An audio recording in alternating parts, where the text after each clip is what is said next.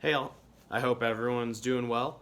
I am going to quickly explain how I make math problems or word problems because word problems are things that I will continue to make and I will actually start to make more as we get more into the pattern and feeling of what we're doing here. But they also are things that should come up just generally in life at home and can be a lot more engaging if there are things that you're making that are tailored more towards what you have at home and what you're doing at home. So, I'm going to quickly explain some different kinds of word problems and then also the ways to make them harder or easier in terms of the numbers you're using. So, first off, the kinds of word problems. So the first one that we do is a simple straightforward addition problem. So that's a problem where it's asking the child to put two numbers together. So for example, I'm baking chocolate chip cookies. I put in 5 chocolate chips and 7 milk chocolate. Sorry, I put in 5 dark chocolate chips and 7 milk chocolate chips. How many chocolate chips did I put in altogether? So I have two numbers, putting them together. Pretty simple what it's asking. To show it, you could use chocolate chips if you want. You could use M&Ms. You can use Legos. You can use any kinds of things that you have. And that makes it a lot easier if they're actually moving the things and making two different piles, one pile of 5 and one pile of 7. Oh, sorry. We're running today. I'm not sick.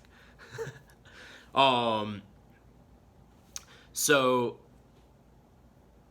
the next kind of problem, so that's our simplest problem. So you can do it either, you can use the manipulatives. That's the, if the problem's hard for you, that's the easiest way to kind of conceptualize it. Then as kids get older and get more used to doing problems, solving problems, drawing becomes a little bit quicker. So they could draw it on a piece of paper or on a whiteboard and actually I brought home sheet protectors and paper and expo markers. So if you would like to make an at-home whiteboard, that's the best way to do it, and I'm happy to deliver some of the supplies out. So let me know if you need some of those for math problems. I would have thought of that before I left school, but there's only so much you can do when the turnaround is, hey, tomorrow's the last day before spring break. So, yeah, you can draw those as well. The next kind of word problem that we do is a simple, straightforward subtraction problem. So same idea. I'm baking chocolate chip cookies. I have 9 chocolate chips in my cupboard. I put 5 into the cookies. How many chocolate chips do I have left in my cupboard now? These are the easiest ones to do actually with eating. So you can do them with M&Ms, with Cheerios, with grapes, anything you want. It could be a fun dinner time activity. You can do it with Legos once again. So you start with the 9 and move 5 away because those 5 went into the cookies. How many are left? When we draw them, we draw circles, and then we put lines through them, which if you will have seen if you have been looking at the word problem solutions I've been putting up on the website. So we just draw a quick line through it, so it shows that that is gone, and the ones that are left are the ones we count. We don't erase them usually, because then it gets confusing. You can't double check that you drew the right number. So rather than erasing, we put a line through it. The next kind of problem is where it gets a little bit harder. This is a missing part addition problem. So that's where you have one part of it that you know. So you have the two parts that you put together generally in an addition problem. So, 5 chocolate chips and 3 peanuts. How many things do I have? Put them together. That's the straightforward addition problem. So the missing part would be, I don't know how much is in one of these hands, but I know how many there are in all, and so I need to figure out how many is in this hands. So one way we could do it is I put 5 chocolate chip, or one example, sorry, is I put 5 chocolate chips into my cookie dough before I ran out. The recipe called for 8 chocolate chips. How many more chocolate chips do I need? So that makes it where I have the 5 chocolate chips that were in my cookie dough. I need 8 chocolate chips, so that's how many I'm going to have at the end. How many more do I need? So I'd have to figure out. I'd have the 5 here, and I'd go 5, 6, 7, 8. How many more did I have to put? 3 more. So you could do it with fingers. You can do it with, once again, Legos. Any small thing that you have that you can move around, that you can manipulate. It's what we call manipulatives. Or chocolate chips, or M&Ms, anything like that. When you draw it, you could draw 5 and then 3 more. So you draw the 5, circle it. That way you know those are the 5 you started with, and then keep drawing more. And keep counting. So you draw the 5 and count 5, 6, 7, 8. And you see, oh, I had to draw 3 more to get to 8. So that one is one of the trickier examples. So these missing part addition and subtraction problems are pretty tricky. You can also do it where you're missing the first part. So instead of knowing that you put in 5, you could do, I dropped some chocolate chips but didn't into the cookie dough, but I didn't count them. Then I put 3 more chocolate chips. At the end, when I counted them in my chocolate chip cookies, there were 10 chocolate chips. How many chocolate chips did I start with? So you can do it once again by starting with the number that you know, draw it, and then count on, or put those Legos in a pile and then make another pile until you get to the total number you need. Or you can start with the total that you have. So that there were 10 chocolate chips in it at the end. I'm going to take away the 3 that I started with. So how many must I have put in at the beginning? So 7. Okay? So those are different ways you can solve missing addend and so missing part addition and subtraction problems are ones that you can flip back and forth between addition and subtraction. And so one way to make it more challenging actually is also to say, hey, you solved it by adding. Can you figure out how to solve it by taking away, by subtracting? The more flexible kids are with being able to do one or the other, or being able to do both ways to solve one of these problems, the easier these become and the easier math is generally going forward. So we talked about the missing part addition problem. Now we have the missing part subtraction problem. So like I have 7 chocolate chips in my hand. I dropped some into the cookie dough. Now there's only 2 left in my hand. How many chocolate chips did I drop into the cookie dough? Or I have some chocolate chips in the cupboard. I put 3 into the cookie dough. Now there's 6 left in that cupboard. How many must have been in the cupboard before? So that's where you have the 6 that are left, the 3 here. So how many must have been there to start with? 9.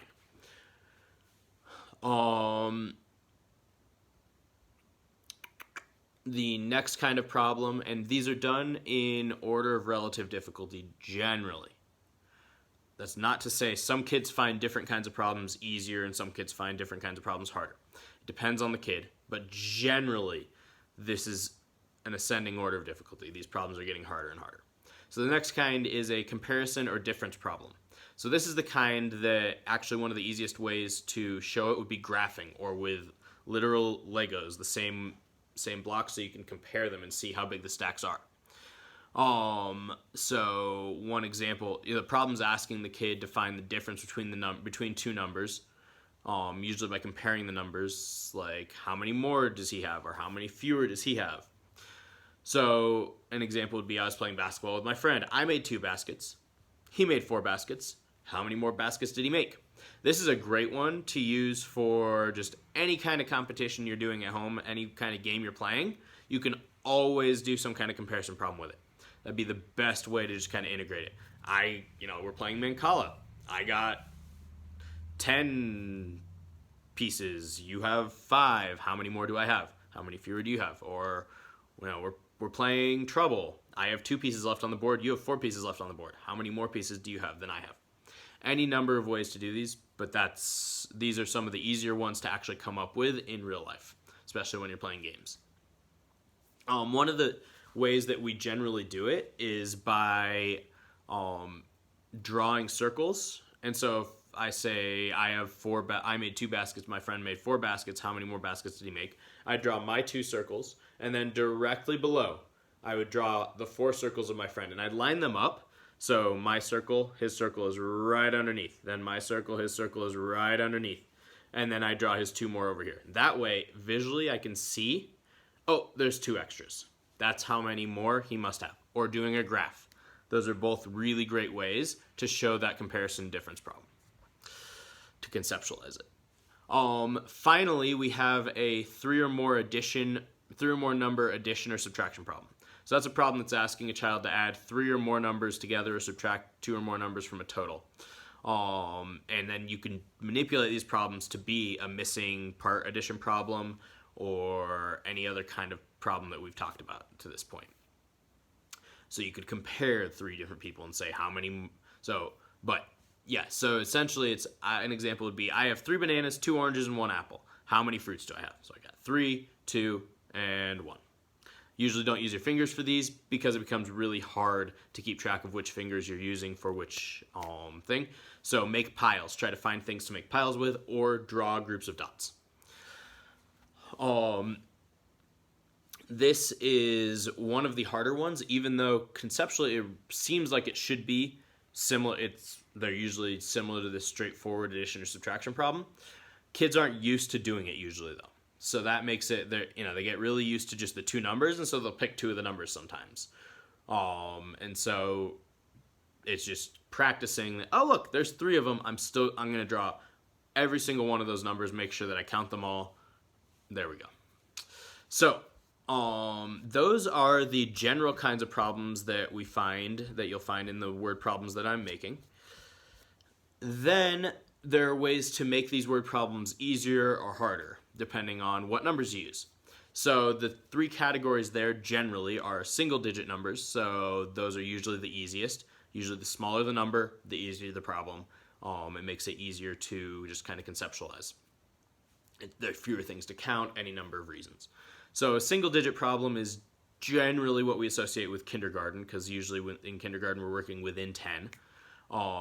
So that's where you're saying like 5, I have 5 chocolate chips and 3 peanuts. How many things do I have in all? 5 and 3 is 8. Then we have our single and double digit category, which is more towards the end of first grade, because in first grade, the idea is that we're working within 20.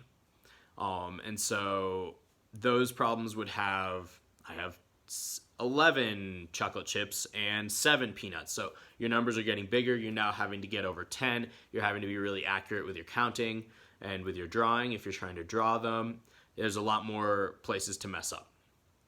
And finally, the hardest way to do any of these problems is that we use is double digit. So that would be, I have 25 chocolate chips and 33 peanuts. How many things do I have in all? Now, if you're going to try to count out all of those things, it's going to take a really long time, and the odds of you messing up a number at some point or another are really high. So for those, we actually use base 10 blocks, which unfortunately I didn't bring any home, so I can't show them to you. But we show them by drawing a line for a 10. That's a group of 10. So if you have, I forget what numbers I said, but say I have 23 chocolate chips, I would draw 2 10s, so 10, 20, and then I would draw 3 dots for 3 ones, so 21, 22, 23.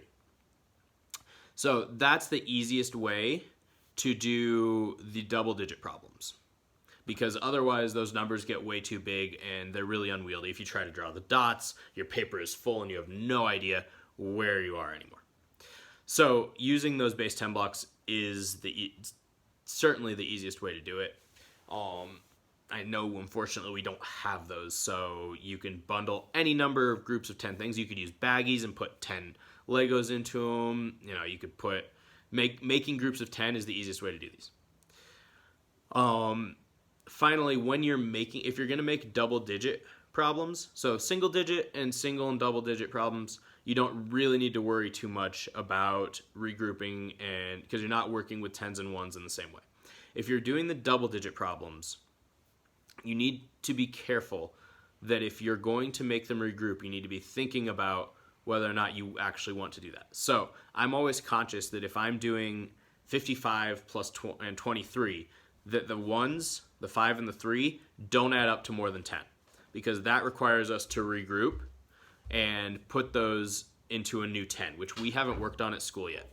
You're welcome to teach it, but please teach it by the concept, by making groups of 10s with actual things, rather than by doing it the way that we learned, that many of us learned, which is, just carry the 1 and move the 1 over with the standard algorithm.